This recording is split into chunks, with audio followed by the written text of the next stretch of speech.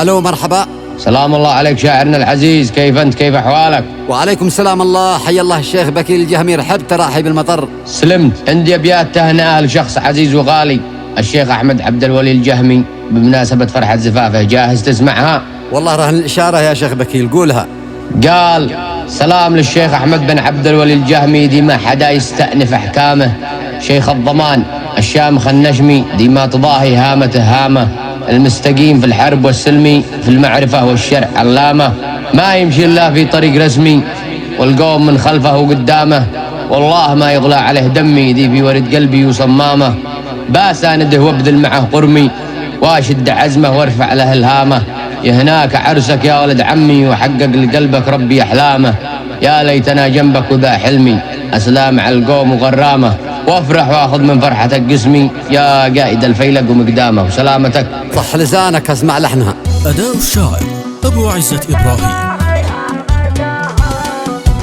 سلام للشيخ أحمد الجهمي، ديما حدا يستأنف أحكامه.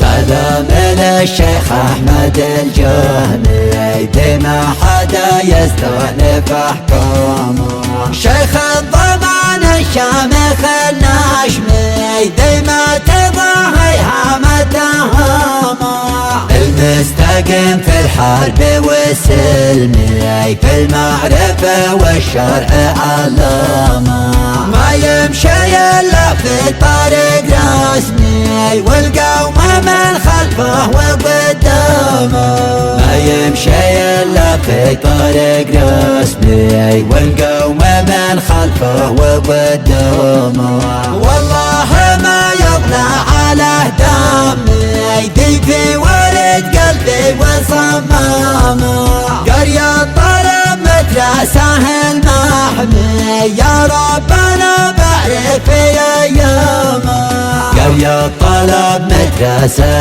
المحمي، يا ربنا بارك في أيامه. أحمد ولد عبد الولي ما اسمي، وسط الريا شيب إسهامه، الجيدان دعمه وهو دعمي، ما حد يفلت مونة حزامه، بس أنا دعوت معه ضرمي، وانشر علومه وارفع أعلامه، بس أنا دعوت معه ضرمي، وانشر علومه وارفع أعلامه، يهناك عرسك يا ولد عمي، حقق لقلبك ربي أحلامه، يهناك عرسك يا ولد عمي، حقق لقلبك ربي أحلامه، يا ليتني جنبك وذا حلمي، أنا وقومي خير